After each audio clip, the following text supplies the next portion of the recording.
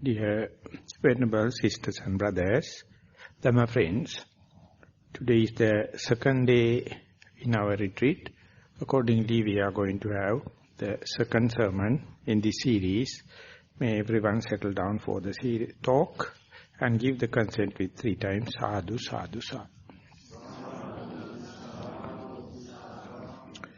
Namo tasse bhagavato arahato samma sambuddhasse. Namo tasse bhagavato arahato samma sambuddhasse. Namo tasse bhagavato arahato samma sambuddhasse. Aneka pariyayena hivo bhikkhave paticca samuppannang viññānaṁ vuttaṁ bhagavata aññatra paccaya natti viññānassa sambhavoti. Dear Venerable Sisters and Brothers, Dhamma friends, yesterday we introduced this particular discourse, namely the Maha Thanhasankaya Sutta, the way how to get rid of this desire or craving. And for that, the Buddha is taking the consciousness as the medium to explain the idea, and with the help of a question arose at that time. They now taking the chance to explain further and further with a clear understanding on the consciousness how much we can do away with the craving, do away with the desire. The misunderstanding was specifically with the particular monk known as Sati, son of a fisherman. He was with this wrong view or pernicious view that consciousness is continuous. And that very consciousness is continuous and there is no other one. So that means the permanent notion and auspicious and everlasting consciousness was the idea that he was taken, and was not happy to get rid of this, and therefore he himself or his egotistic idea is completely based on this permanent notion or auspicious, beautiful, good, continuous consciousness. And whenever the other monks tried to correct him, he clearly indicated that he is not ready to reconsider, and that is what he believed and think. Not only that he taught, that is what the Buddha taught. And that happened during the contemporary time of the Buddha. So the next best thing happened was that a group of monks went to the Buddha and complained, and accordingly the Buddha summoned the meeting just in front of that Venerable Sati and asked him whether this complaint is true, and he accepted it. I believe Bante tadivitam viññāna sandhavati sansarati na ananyang. That is the same consciousness that is going round and round and wander about, and there is no other thing.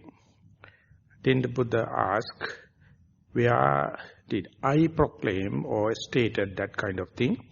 Where did you gather this kind of an idea?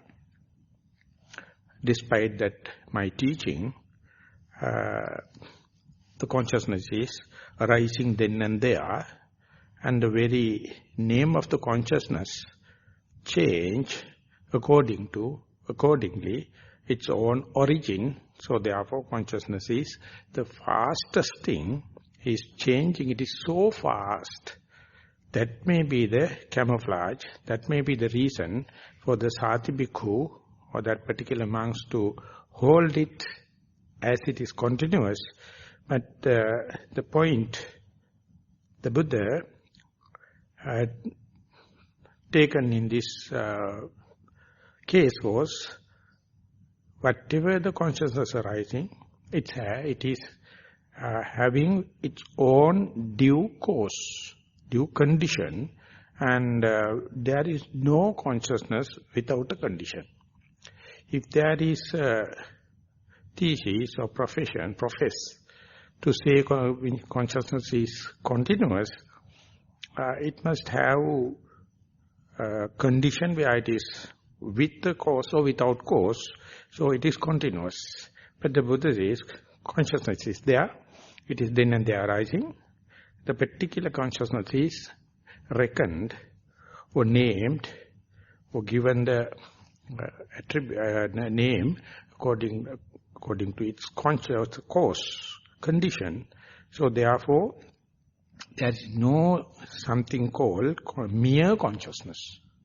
So this is a very philosophical, very crystal clear point, and I can point it out where in the two basic sects in the Buddhism called Maha and Theravada, both of them, whenever it is undergoing this time period, ultimately both of them has recognized a vijnana without a cause. In Theravada we call bhavanga vijnana. And in Mahayana it is called ale vijnana. And it is the datum line of the vijnana. It won't attribute to particular condition, and with that only they develop their own theory. Basically the Abhidhamma theory or the commentary. So that means naturally it is taken to the Sasatavada, the eternalism. And it is a widely accepted thing in the Buddhism, both in Mahayana as well as the Theravada. And lucky enough, this sutta clearly indicates there is no vijnana, we can say mere vijnana without an attribution, without a condition. And for that, in order to make that point clear, the Buddha is giving example. Some of them are very common worldly examples. Anyone can understand even without a religious feeling or any philosophical. Others are, the exemplified thing is the one Buddha is going to prove. So this is something one has to give a consideration when the teaching of the Buddha passing to one generation to the other generation. Many people became sati rather than sati. So everyone became the disciple of Sati Bhikkhu than the Buddha. So how much of you belong to the Sati, how much of you belong to the Sati, it may be a joke if we can make a real opinion poll. Knowingly or unknowingly, many are following this. There is a vijnana, whether there is an attributable condition or cause or not. Whenever there is no such a clear-cut attribution, they put this concept, bhavanga vijnana, and you don't find that kind of thing in the Tipitaka. Instead you find Maha Thanhasankaya Sutta disproving the same. Now it's our mission is, now in our task in meditation is, at the beginning may or may not have the idea of that vijnana is running by itself, with or without condition. No problem. Even with that starting point we can start. That may be the hypothesis. But during the meditation we are disprove this hypothesis. When and where you disproved up to 95%, you are become Sotapanna. You know, without disproving up to the 100%, you can see. So therefore, first and foremost, we have to understand how much invariably we are following the Bhikkhu Sati. That is to say, our consciousness is continuous. The same person sleeping will get up in the next day morning. The same person start the project will end without changing, and same person who is dying from this life go to the next life and see the continuity, the consciousness. That is how it is going. So how much we can, under your very nose, disprove, or rather prove, the continuity of consciousness from one thought moment to the next thought moment, one experience to the next experience. So to go into that, you must be armed with theoretical knowledge. Not only that, you must have deductive or inferential knowledge. Otherwise, when you go and meditate, when you are focusing your attention, you are not well geared, not well adverted into the meditation, so ending up with the doubtful mind. You don't know whether you are in the correct path or not. So therefore, even we know the thesis and antithesis, and we must have theoretical understanding, we must have deductive knowledge, and on top of that we must have our direct practical experience. Then only one can have the assessment, then and there. And it is so electric, it is so impromptu, that is how the practice becomes very, very pragmatic. The way the Buddha is disproving is, he says, whatever the consciousness arising, it is arising due to its particular condition or particular cause. So if someone is doubtful about the cause, he is definitely entertaining doubts, uncertainty, fearfulness, and not only that, they are bound to come out with the different pernicious views or wrong views. That is how they justify their experience and ever get entangled in this pernicious views and making problem with others, and they find throughout their communication with others will be in a problem. So the Buddha says, Chakkuncha paticca rupecha uppajjati chakku viññāna. He says, whenever eye sensitivity is confronted with or avenued with a shape or a light or color, then the eye consciousness arises. That very consciousness at that moment is named as eye consciousness because the particular person is a seer. So, when and where that very consciousness changing to the sensitivity to the ear and the sound, the name of the consciousness changing to the ear consciousness. So therefore, changing from the eye consciousness to ear consciousness is completely discrete and delimited to process. And in between, there is a cut, there is a separation.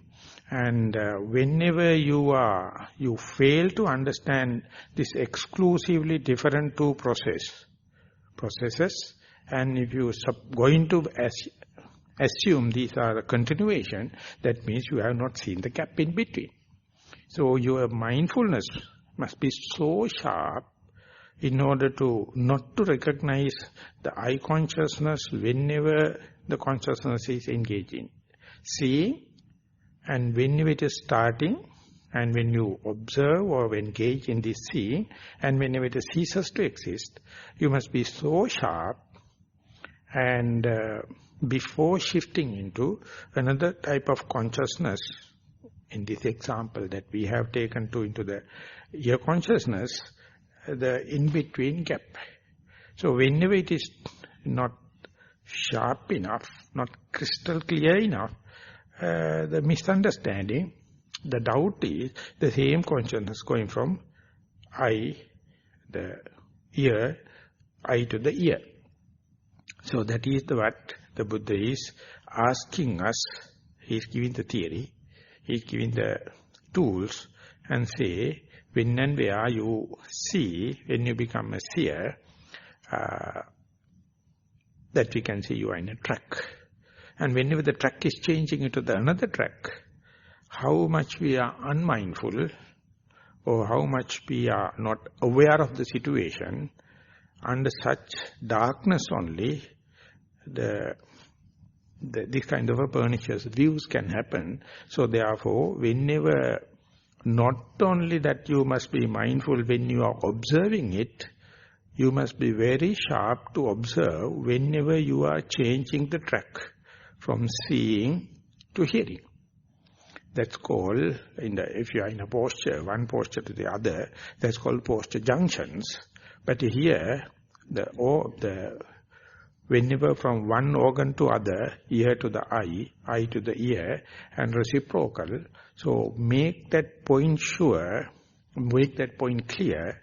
The philosophers, they say, whenever you are seeing, or whenever your consciousness is engaged in eye sensitivity and avenued with visual object, or shape or color, your ear is not working, nose is not working, tongue is not working, body is not working, mind consciousness is not working, because only one consciousness is available. It is now fully engaged in seeing, so you can't hear, you can't smell, you can't taste, you can't entertain touch or tactile sensation or thinking. So if you are not armed with that kind of knowledge, and if you are not radical enough to have that kind of knowledge, very difficult for you to understand or not or be aware whenever you are seeing. You will not accept. The balance of your organs are paralyzed, they are no more yours, they are not working. So therefore, given time, one donkey at a time, when it is working, you become so absorbed, you become so dragged off, taken for a ride, you are so entertaining what you are observing, so you fail to understand your ear, nose, tongue, body, others are not working. And what is happening to the sounds at that time? What is happening to the smell at that time? What is happening to the taste, if at all you are chewing something? And what is happening to your tactile sensation if you are seated there? What is happening to your mind objects whenever you are seeing is completely a mystery. The example given by Venerable Katakurunde Jnanananda, explaining it, he says, when you are in a film hall, again I am taking you all to the film hall, and you have sounds, you have visual objects, and you are seated in a chair. Maybe you are chewing some peanuts or something like that, supposing. And definitely there are a lot of cigarette smells. And you are with entertaining, this is a picture, is a tragedy or comedy. And therefore, if you are following a Sati Bhikkhu, you believe at a time you can see, you can hear, you can smell, you can taste, you can feel touching, and you can entertain the theme of the picture. That is how the continuity happens. But if you are sharp enough to be mindful, I mean, that is the task. It may not be advisable for a beginner to go to the film hall and start meditation. But I am taking an example. When you are seeing, at that very thought moment, the sound produced, the smell in the atmosphere, the peanut or whatever you are chewing, and the touch sensation, maybe you are sitting in a chair, or your theme, tragedy or comedy, become null and void. You are completely seeing, you are so engrossed, so imbibed in seeing, therefore you can't understand unless otherwise you go prepared. And the most criminal thing is, if you go prepared and if you are to see when you are seeing, others are not there, then you can't entertain the film. You are no more an observer, the film becomes horrible. no continuity. So therefore the film producer or the owner of the picture hall will not be happy to accommodate meditators inside the film halls. They can't entertain it. So you have, in order to entertain, you must get absorbed into what you see. And next time when you are hearing, you must be fully engaged, not to have rational thinking and deductive understanding. Selecting once means rejecting 5. It's a crime. Selecting one means rejecting 5. Venerable Jnanaponika,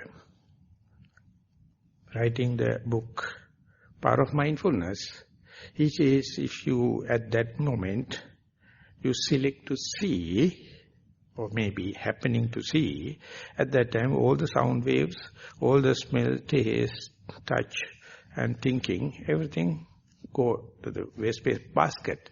And he says they are gone forever, never you can catch, and you make the story out of that one channel you are experiencing, and every other thing is a fabrication.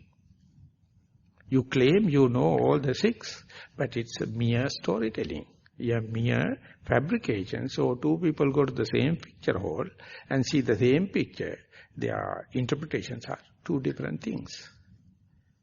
Because at the time when you are seeing, he or she may be seeing, maybe sometimes hearing, and you ultimately put up all the episodes and make your own interpretation. So ultimately you are going to give a review or criticism about the film. It's very honest. But 2 people cannot make 2 equal criticism or entertainment with the same film or same film, because your mind failed to understand whenever the consciousness is engaged in seeing, it cannot take the responsibility about the sound waves, smell, taste, touch or thinking, but you love the consciousness so much, you think all the 6 channels are working, and that is how you entertain the film. Ultimately you are very outspoken to give you a review, but if you are to prove or disprove, out of the 6 channels of your senses, only one is working. So therefore, whenever you are unmindful, whenever you are with the craving and the desire for the what you see, what you hear, what you smell, whatever may be, you are only engaged in 1 out of 6, and you are dragged off, taken for a ride for that, and therefore all the others are not functioning, they become null and void. And you do not know that ignorance must be there for you to entertain. Otherwise, there cannot be entertainment. So therefore, craving in one aspect, that is, whatever you see, you become crazy, you get engaged. And the ignorance to say, selection or you are volunteering to be a seer, is mean rejecting. You are no more a listener, smelling, tasting, touching and thinking, and that ignorance must be there. Something like you can't see a film unless otherwise the picture all is in darkness. That's the way it is happening. So the Buddha, by just giving the what you call the thesis, never expect all of us to understand in a given moment or in one shot or one shy. He understands the gravity of this task.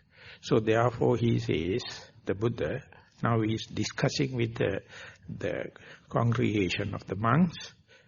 The monks in the meeting, he says, if someone fails to understand where is the engagement of the consciousness, maybe a chakkuncha paticca rupecha uppadya chakku viññāna, the eye avenued with the shape or a color, and then they are arising the eye consciousness. And if that particular person is not noting, if that particular is not labeling, and if that particular person is not keeping bookkeeping, then he can't understand the arising of the, or beginning of the eye consciousness, function and the changing and the flux of the eye consciousness, and the cessation of the eye consciousness. So therefore, as far as he fails to understand the beginning, the middle and the end, there are a lot of chances for the doubts to arise, doubts to entertain, fearfulness to entertain, or uncertainty to happen. So therefore, for such a person is rushing to give an inference or judgment, but he himself can't verify it, whether it's true or not. Instead, he or she try to be mindful or in slicing of time and sharp enough to see the beginning of the eye consciousness, the middle of the eye consciousness, and the end of the eye consciousness. Then easy whether you are a seer or a listener or a person who is with the olfactory smelling or tasting or touching or thinking, exactly the same model. Each and every consciousness, it has its arising part and its evolving part and the cessation, whatever may be the sense, whatever may be the visual objects, sound, smell, taste, touch, and the Dhamma. But when you survey and analyze the whole Tripitaka, that the whole canon, the Buddha giving these 5 senses or 5 channels, theoretically in the equal sense, but with this long experimenting or noble quest, he got the weak point here, whereby you can have a easy access and get the understanding easier, not with the eye, not with the ear, not with the nose, not with the tongue, but with the body tactile sensation.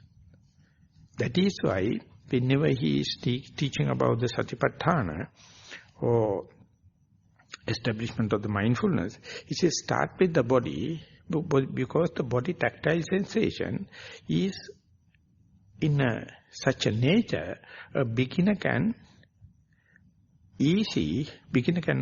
may find easier to have understanding than seeing, than hearing, than smelling, than touching, and that is how it has been prescribed to start with Kaye Kayanupassi Viharati. That means you have to be aware, be mindful on your bodily activities or tactile sensation, and once that model is being understood, later you can apply the same to the ear, nose, tongue, and the last may be to your mind object or mind faculty. So therefore when you sit, for example, as a beginner with instructions and make yourself comfortable, in order to make sure the arising part and the disappearance part of the body consciousness, you have to clearly understand the bodily functions. There are 2 aspects, voluntary activities and involuntary activities, or willful bodily functions and automatic bodily functions. So there the discipline means, or moral restrainment is, you must agree when both the modes are working, beginner cannot tackle it. So therefore you must make a conscious decision not to move your body consciously. That is to say, voluntary muscles, you must discipline, you must restrain. And when it is happening, that does not indicate the bodily activities are stopping or ceases to exist. The involuntary activities are going on. Now your attention must be with the full mindful, fully aware, fully diligent, fully vigilant to see what is happening. That must be with the involuntary muscles. That must be what is happening. So that itself is a great task for a beginner For example, when someone is given these instructions, and what they do is, specifically people, those who with the wrong instruction, they start to see the breath. So they chase behind the breath and they start force breathing, and they come out and complain. Whenever I sit, even though the instructions are given to see the passive breathing, I am naturally tend to do force breathing, so I am end up with headache. I am end up with attention. That means your discipline, your restrainment in order to have the involuntary activity itself is impossible, because your very consciousness is disturbing you. So therefore it has to undergo number of trials, and later on you can see, you can sit comfortably, symmetrically, in a relaxed way, and just see the sitting body. That is what you call kaya kayanupassī viharati. Look at the body just as a heap, just as a mountain, or just as a pyramid, or just as an anthill. Just observe it. So your mind is not happy even to give up this I, myself, and my conceit, even for a split second. So therefore, whenever you close your eyes, whenever you try to see your body as an outsider, you get agitated. So that is why the Buddha says, if you wish to introduce meditation or learn meditation, imagine how can you train this kind of thing at your death body, the deathbed. You can't do it when you are sick. You can't do it when you are old age. So therefore, at the young prime age, you have to experiment it with, and after so much of familiarization and so much of corrections only, trial and error only, one day you will understand. You can simply sit and just observe the sitting body as if you are an outsider. And when you observe it, voluntary muscles and everything will be controlled or restrained, but involuntary activity is happening. So, again the Buddha is coming out and say, the breath is the most intrinsic and the basic activity just to maintain your life continuum.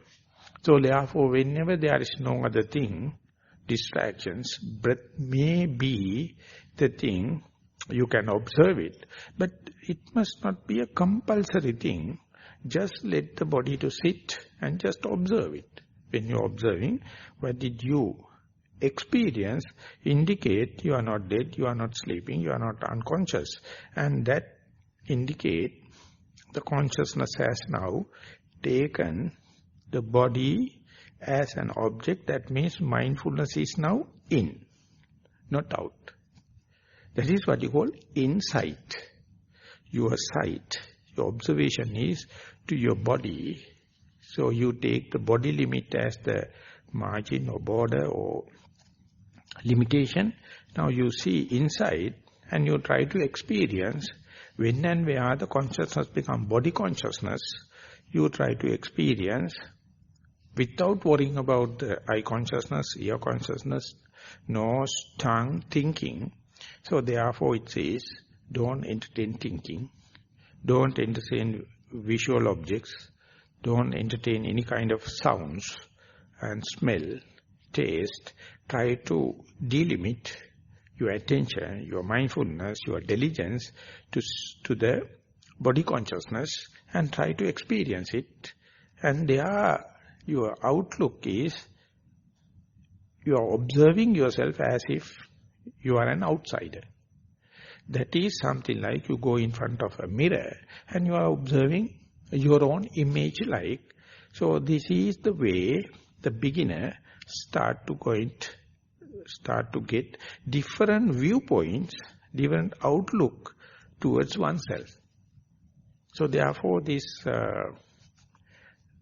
basic features of this mindfulness or diligence or vigilance is something against the grain. Otherwise, your attention, whenever it is driven or motivated, often outwardly, often other objects, other people, other places, past, future, naturally, never minds never come to the junction called here now I am. Always it must be something you have to take effort and direct into that. This is out of instructions of the Buddha, and even then that can be a failure. You have to repetitively apply. This is the way you are going to prove the consciousness never arises without a due condition, due cause. So you have to close all the other 5 channels and focus it to the body or bodily consciousness and observe it.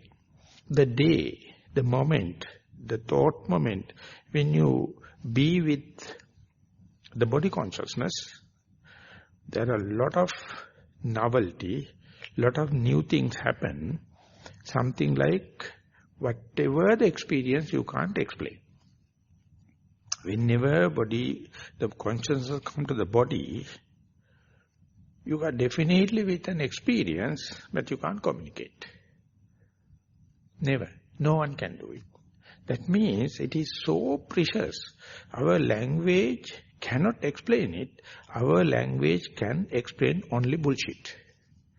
Our language can only explain the past and the future, other people and other places. When and where the mind comes to here now I am, language limits are not enough. Grammar is not enough. Whatever the language you are with. So therefore, how to communicate or how to verify whether you are in the correct path or not. So imagine the task in the hand of the Buddha in order to give a helping hand for this, for such a beginner. So he is making so much of aphorisms and pacifying him. This is what, whenever the mindfulness is intact, whenever the mindfulness and the diligence is intact, you become irritated. You never get the confidence. Instead, you start to doubt, if I am experiencing something, why I cannot communicate with others? So this is a kind of a very specific feature. Whenever you become mindful, that very experience make you irritated. That very experience, you doubt yourself. And you think something wrong due to external cases. So you never accept whatever the experience as natural and simple, direct. You have some expectations rather than experiencing. That is how our consciousness was working. So therefore, whenever you are to start with the mindfulness as a beginner, you must understand, you must go prepared. Whenever mind is mindful with the simply on the present moment with your body, whatever the experience you are going to have, accept them choicelessly. That is called choiceless awareness. Rational mind never accept this original, intrinsic, simple, direct experience. So therefore you have to, even though it is impossible to communicate, the way to get rid of doubt is to share it with the senior yogi and express yourself whenever you think that you are mindful. What did you come to know? What is your experience? And if the instructions are taken correctly, if you are really applying, you become bewildered, you become irritated, you find faults, you find something wrong, but the senior meditator or your teacher or the mentor definitely knows now the mindfulness is working. That means that whenever the consciousness is limited to one channel, it becomes so upset as if a wild buffalo taken from the wilderness and taken to a civilized place, the buffalo going to show so much of bewilderment that is natural for each and every beginner. But each and every beginner considers this is something wrong with me. Each and every beginner complains this is due to others' mistakes. Each and every beginner considers this is something not the norm. So they are not ready to accept. That is why some, the Ken Wilber and others, they coined the word choiceless awareness. This is completely radical. Just at the outset of your mindfulness, and imagine, to make the long story short, imagine that particular person is ready to continue without rejecting the very under-the-nose experience and try to observe this, or try to keep the consciousness in the body consciousness level, or keep the body as the channel, and when it's continuing, so much of sound distraction, visual objects, and thinking, pains, and dragging it here and there. So whenever it is, other possibilities are there, you can really understand, even though you are made up with your mind to keep the consciousness as much as possible with the body consciousness or tactile sensation, you can't keep up to that, the idea. You have no governability. You're uncontrollable. The consciousness becomes other shapes. At a time it becomes visual, eye consciousness, ear consciousness, mind consciousness, and therefore keeping in the track, becoming a real task that will become more aggressive when you are in walking meditation. That will be more challenging when you are in the day-to-day activities. Because in the sitting, you need no any kind of volitional activity. The passive sitting, and the object of meditation is the breath. That's also a passive breath. And to keep, what is the most disturbing and distracting outlook is the boredom, the monotony, the uncertainty. So you start to think, just by looking at this passive body and the passive breath, can I go to Nibbana? Am I wasting time? Is this so profound? Is it a necessary thing for such an endeavorance? Your rational mind will never second this suggestion or this basic the experience. So therefore you have to listen to talks, you have to have discussions, you have to have faith, repetitively apply your mind to gain this concentration, and imagine if you can keep the same track for few thought moments, and when it is happening, how can you explain the present moment awareness, the present moment mindfulness, that how to verify yourself? It's doing one thing, and verification is another task when it is happening. So you have to, if there is no dispensation like Buddha, if there are no other practicing meditators right round, if you do not have the theoretical backing, if you do not have enough confidence, hardly anyone can continue. That is why the number of meditators start meditation and give up and become discouraged is enormous. That is because they never ready to accept the under-the-nose experience, and instead they are imagining, expectation, result orientation. Therefore it is very difficult. Whatever may be, whenever you be aware of your present moment, within the body, the one metabolic action is the in-breath and out-breath. If you are lucky enough to see this wave action rather than just mere sitting, flat experience, your mind will be easy to follow the wave of in-breath and out-breath, or the wave of rising and falling. So therefore many teachers help promote this wave objects rather than the flat object like just being. just sitting. So that is how the Maha system, Anapana system, many other things came into being. That is because whenever you sit and experience, when you sit and meditate, when I sit and mindful, your experience is like a flat. Just like you go to the seashore, you see the horizon, not dramatic. Morning to evening, the same thing. Because the water is very profound and deep. Instead, if you can see the shallow water, you can see waves.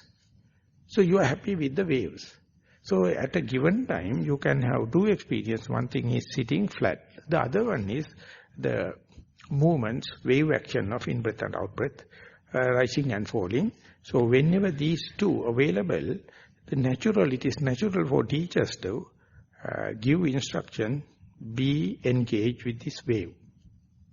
But imagine now tomorrow, day after, when we are going to the retreat in the third day, fourth day, when you go there, some are very lucky to see two facets, two layers, deep layer, flat experience you are sitting. The shallow, close experience is in-breath and out-breath.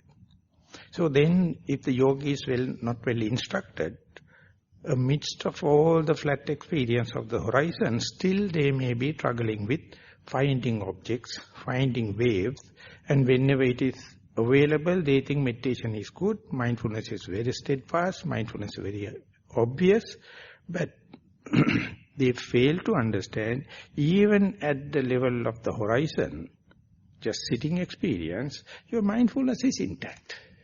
It is deeper, but the in-breath and out-breath is shallow. So you can have the both. Both of them are valid the objects for the mindfulness. So this is a very difficult thing to communicate, specifically for the senior yogis.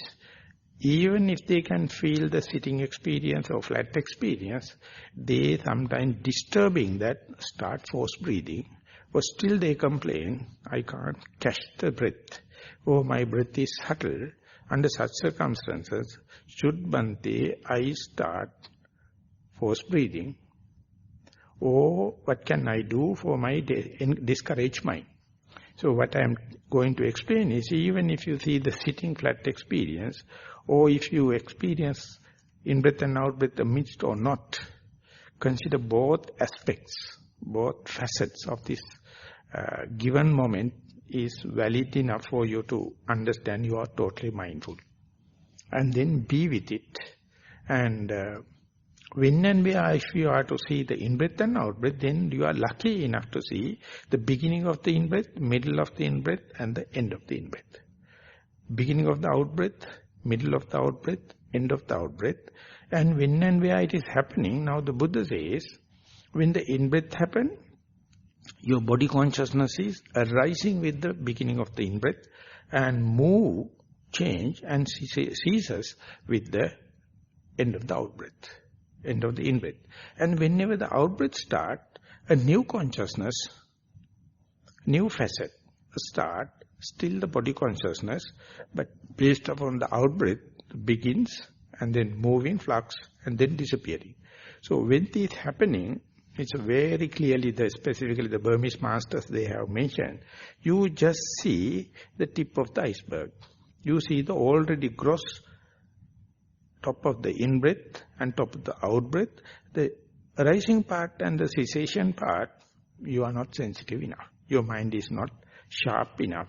So therefore you see the peak of the in-breath, peak of the out-breath, and you can say, now I can see in-breath and out-breath 10 times, or 10 cycles, 10 minutes, or 5 minutes, or 5 seconds. Whatever may be, at the beginning you see the tip.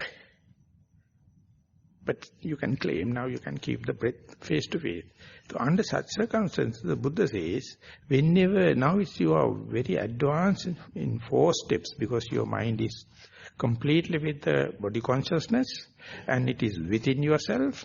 You know what is the consciousness association, and the cause or the condition, but you can touch the tip of the in-breath, tip of the out-breath, fail to see the beginning and the end. So therefore, Now the Buddha is instructing, keeping the in-breath and out-breath in view with, try to see the rising part. And whenever it is arising, you have to be prepared. The breath come out of blues, and as and when the breath starts, the body consciousness starts. And before it, was it with what form, what shape, is a mystic. It's arises. And then it is evolving and then disappearing. When it is dissolving, it's dissolving into the total cessation, annihilation, and at a time you give up. And then you think, no more breath, no more sensation. But that's your assumption.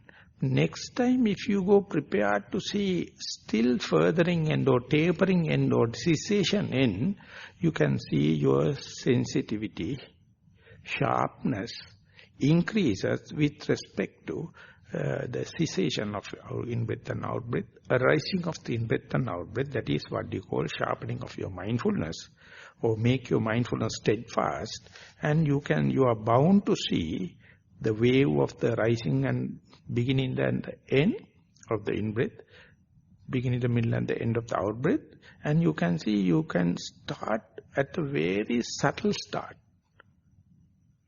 So that is what you call being prepared. That's a secret in mindfulness. If you be prepared to see the just arising of the in-breath, just arising of the out-breath, your gift you get, or endowment you get is so much so you can see the cessation of the in-breath, cessation of the out-breath. So one day you will understand, more and more you practice, not only you are face to face with the in-breath and out-breath, you can account it, you can be aware, you can be face to face with just subtle arising and subtle cessation.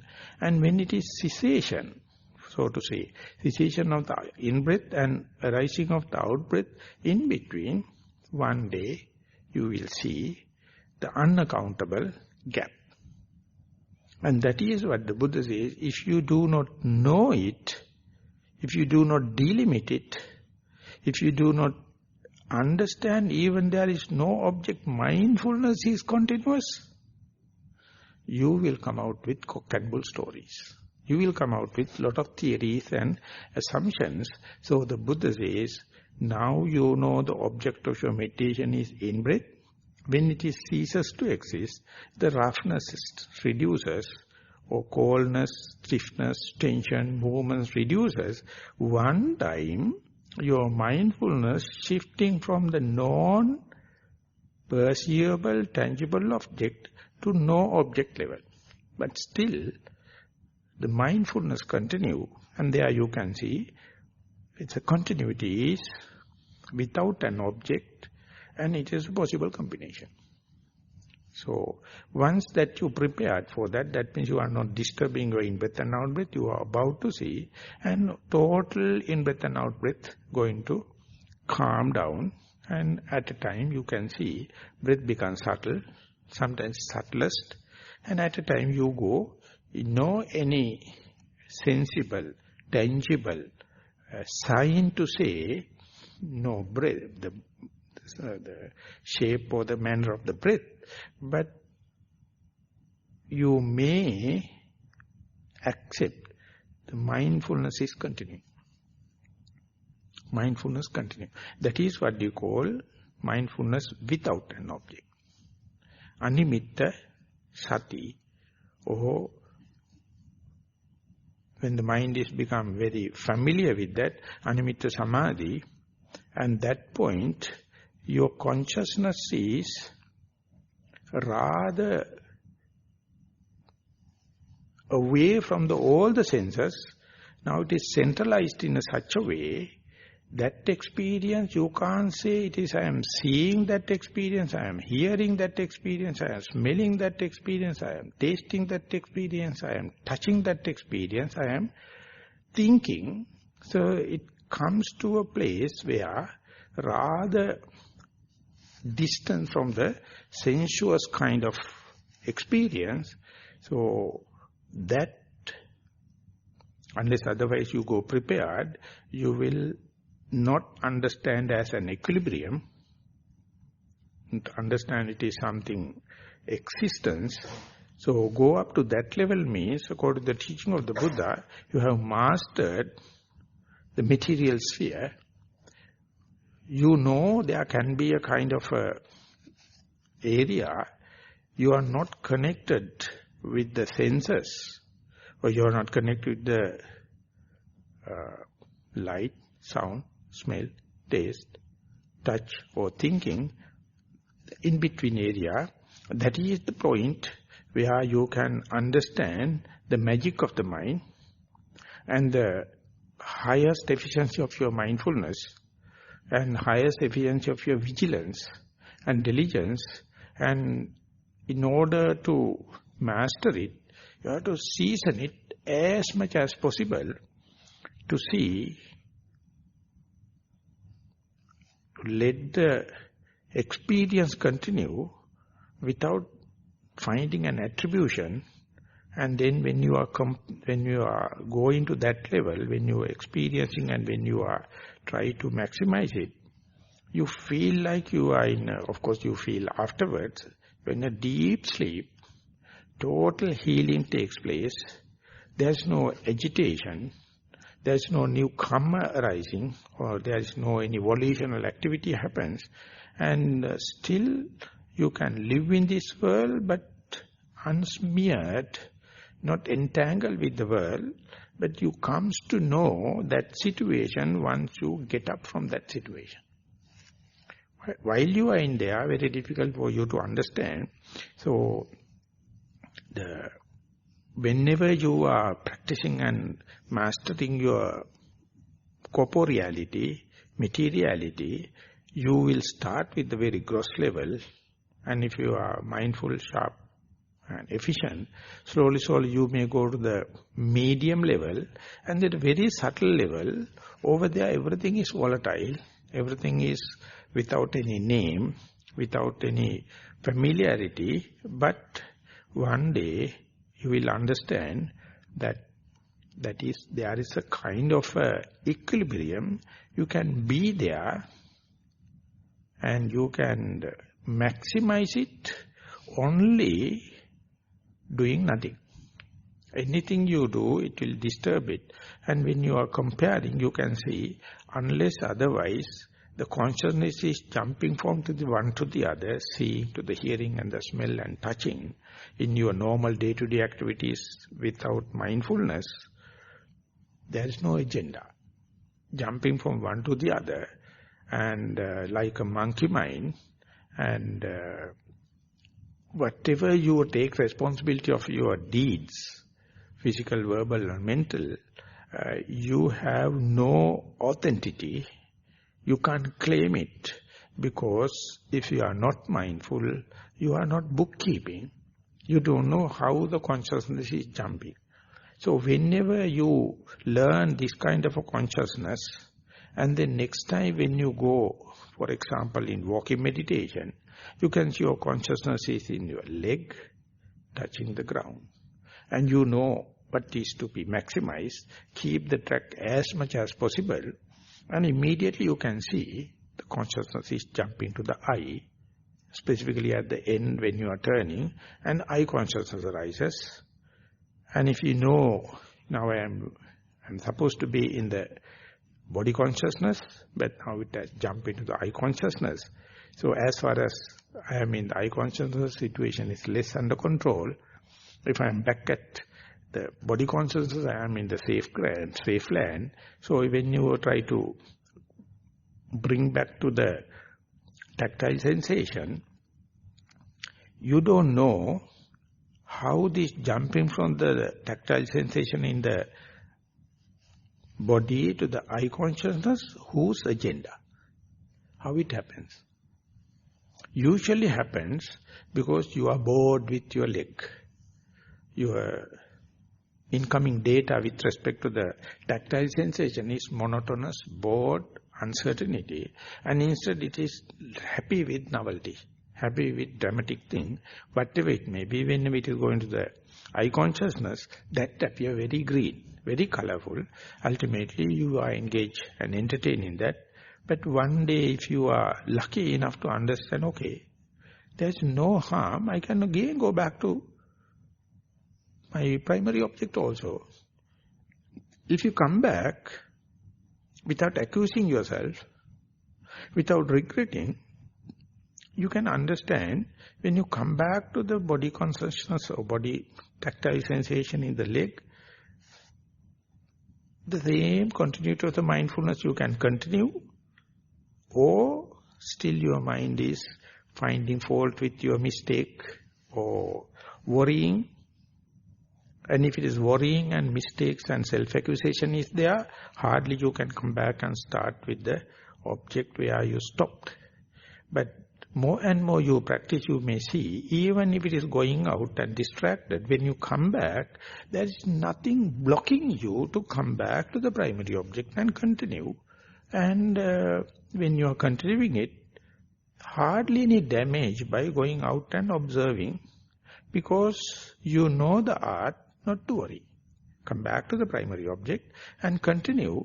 Slowly, slowly you may understand, when you are observing one track, when you try to keep the mindfulness with the one track, so much of bombarding thing happens. The jumping from that monotonous item to that colorful thing is none of your mistake. You are innocent.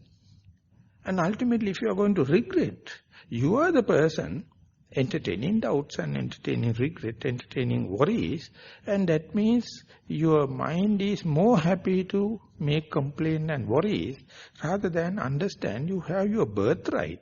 You come back, and when you come back, object is ready to accept you. And that is the way when you are maximizing, you must have distractions. You must have the mishaps. You must have bombarding ideas, bombarding objects, no harm. And while you are continuing, in the walking meditation, you may learn little bit of training. Main thing is not to worry. Reinstall the concentration, reinstall the mindfulness back in your normal object or primary object, and later you will accommodate more and more distractions, but you will learn the art not to make complaint, but to find what is your safe land, your comfort zone. And comfort zone is ever welcoming. Only thing is you are self-accusing. This self-accusation is there because you are failed to see or trace the track of the consciousness. Because consciousness is irresponsible, jumping from one to the other. If you do not know, you claim my consciousness is jumping. It is not your consciousness. It is bloody fool consciousness. Not to worry is the thing to track it. So when and where you try to understand consciousness is always take a condition, according to the consciousness's name, jumping from one to the other, even if it is happening within so-called my consciousness, that is not my intention. It is maybe due to your personality traits, maybe due to your likings and disliking, maybe due to your past karmic forces or habits. But whenever you are going to claim my consciousness, you are answerable why it is going from the pure land to the disturbed land. But if you are really go with the preparedness, you say it is jumping still. But the Buddha giving I the license, don't claim this consciousness as me, mine, myself. Instead it say, it is go for the pleasure principle. Whatever that activity is jumping, it is morally not responsible. It is not your mistake. That is why the Buddha says at the beginning you have to have the faith. You have to have the moral restrainment that is pertaining only to the body and the verb. But you can see how the mind is jumping. But amidst of all the kind of thing, if you know now you are in the wrong place, there's 100% chances for you to bring it back to the primary object, and primary object is welcoming. So more and more you learn this coming back home from the distraction, you find more and more you come back home, that means, according to the example, come back to the body tactile sensation, your time with the primary object is increasing, and your worries regarding the going out and distraction reducing. So it is a real helpful thing for the mindfulness to catch the momentum. And that is the point where you learn the art whenever the track is changed or posture junctions are there, not to allow accidents. You know it is jumping from here to there to here. It is non-governable. But if you try to shed the light of mindfulness, more and more you shedding the light of mindfulness, even if it is jumping from one to the other, the less and less accidents can happen, and you can learn this kind of varietal entertainment or diversification of your mindfulness is less in sitting and little more challenging in walking meditation. And that is also much more exposed when you are turning at the end. And imagine with your confidence, if you go prepared to the end, even if it is jump into the visual objects, even if it is jump into the sounds or other tactile sensation other than the soul, when it is happening, still you can see the consciousness never arises without a cause. Your idea is to put your searchlight to understand the consciousness is with what condition, what situation or what cause, and you can trace it because your sharp mindfulness is sharp and thin slicing is happening. And when you go to the day-to-day activities, objects are changing very much, and if the mindfulness is weak and the shifting of the object from the place to place is high, you are the failure. But instead, if you do slowly, mindfully, silently, changes are less, mindfulness is substantial, then you can understand, even in the day-to-day activities, when you are doing a task unto yourself, and you can little slow down and let the mindfulness to run. And while running, you can change the channel from seeing to the hearing and to the smelling, touching, and later, more and more you become skillful in mindfulness, the taste or the entertaining of the visual objects and sounds and become less and less. Instead you learn the mechanism, how from one channel to the other is jumping, because now your main aim is not to get the pleasure principle, but to learn the mechanism. And that is very, very interesting, very adventurous thing, more than in sitting meditation. So therefore, in Vipassana, even though you start with the body, even you start with the sitting posture, whatever the mindfulness you are gaining, you put into practice in walking, specifically at the turning point, and see how the tracks are changing. Don't worry, because your safe home is still there. So whenever you come to know, I am in the wrong place, I am in the seeing, hearing, touching, never when you come back, if you can give a clear accountability, clear experience on the return journey to the primary object, I think that will be the most classic writing in the world.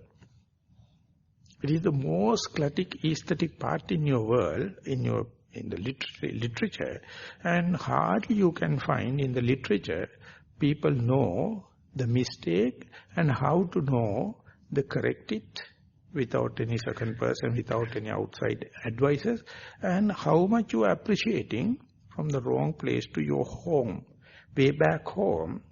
Try to understand, then you become Buddha. You are completely doing it by yourself. Of course, the Buddha has given instructions. Of course, you are armed with the faith and the precepts or moral integrity and the mindfulness. And you see, whatever the mistake, whatever the offline you go, no one, not a single defilement can stop you, your home way back home. That's a birthright. Even for you are a meditator or not, that's a birthright. But the meditation only teach you the mechanism. Tell you the circuit behind what is happening. So therefore, you would have done it much in thousand and times, but you don't know how it happens. If you read the world heroes, they are masters on that, but they don't know how to teach it. They have done it. They have achieved it. You also achieving, no problem. But the glittering thing, the important thing of the Buddha is, he appreciate, not only appreciating, he try to understand, he try you to understand how the way back home. And therefore you have to clearly appreciate wandering mind. Let the mind run. Otherwise, how can you have this way back home experiment? So wandering mind is your raw material. Way back home is your experiment. And principally, main thing is not to worry. Be armed with the faith. Be armed with the morality. And let the mindfulness to take care. Ultimately, you will understand. More and more you are dependent not on the Buddha. You depend more and more on your mindfulness and your own, I would say, past mistakes. And day by day, all your past mistakes going to teach you and more refined, more least frictional path and come to the comfort zone. And it is not necessarily limited to sitting posture. Not limited to the walking meditation in the walking path in the conventional way. Not limited to the day-to-day activities in the meditation center. Even back at home with the multitasking, the same principle. So therefore, break the most important junction while in sitting, and one thing at a time and that done well, and try to see it, do it till you develop the confidence. Now ultimately put into little bit of difficulties and challenges, and more difficulties and challenges. And when it is going there, each and every mishap, you may find a reason to be glad in mishaps. So that is a kind of, through vipassana, kind of loving kindness. Whatever the mistake you know, I would say, whatever the mistake happened to you, you know the correction. You know how to bring it back to the comfort zone. So ultimately you sympathize yourself. Your mistakes are being sympathized because you consider the mistakes as raw material. So same grain, you can sympathize other people. Whatever they do mistakes, the day they understand the versatility of the mindfulness, they will reinvest these mistakes in order to correct yourself and come back home. So there onward, you will not say the consciousness is bad or consciousness is good. Consciousness is changing. If you are skillful, if you are efficient, you can make the naughty consciousness more and more docile. And when it is happening, and you are the master, your mistakes are the path, and you are not burning the candle from the both ends and worrying. Instead, each and every mistake you happen, you make it another reification of your same noble quest. And wherever you go, whatever you do, when and where possible, don't expect that to happen from the each and every mistake. No. Let the mistakes happen, you can't take it under control. So you have to forget about when and where mindfulness is ready, when and where you are armed with and aligned, and when you are to experience it, you will see each and every time you do it, each and every time you are reification, you are reconfirming the same, and more you do, you being a sentient being, slowly become a spiritual being. As a sentient being, really only you find a spiritual experience. But when you become a spiritual person, you may find human mistakes, easily you can sympathize. Because you know they are reducing. You are on the way. And human mistakes are the way to communicate. Without human mistake, you can't communicate with others. So therefore, they give examples. They give very juicy, very sappy things. So when you are sharing with others, don't think that other people are different kind of people. They are not mindful. They are not moral. They are not faithful. They also have the same potential. When the things are being aligned, next day, they will be spiritual people. So therefore, you never forget your history, your mistakes. When it is happening, when you read the Tipitaka, you find each and every story is a case history. We have a colossal amount of knowledge. Each and everything is a case history. And you will be another example. And ultimately, Dhamma going to become very lively or living Dhamma. And you are waiting for the next thing to happen. Whenever it happens, if it is a mistake, you try to make use it and give the chance for the mindfulness to tackle it. And ultimately, without your involvement, the mindfulness itself is a habitual thing. And when that is going there, the magic of the mind, the tricky mind, loses the grip. Mindfulness gained the ground, and ultimately you will be a normal human being. Will be back to the humanity rather than manipulation and crafty mind. And that is how you understand the situation of the consciousness. You never declare war. Instead, you improve mindfulness. When the mindfulness is increasing, so much so, all the other malice will be replaced. So therefore, as and when the mindfulness is increasing, you are the very person to understand. You are the very person to verify it, because the less and less worries, less and less tension. So I would like to sum up today's talk. May these talks and the experience lead you to less and less tension and less and less frustration, and get an encouragement for you to advance further. Thank you very much for listening.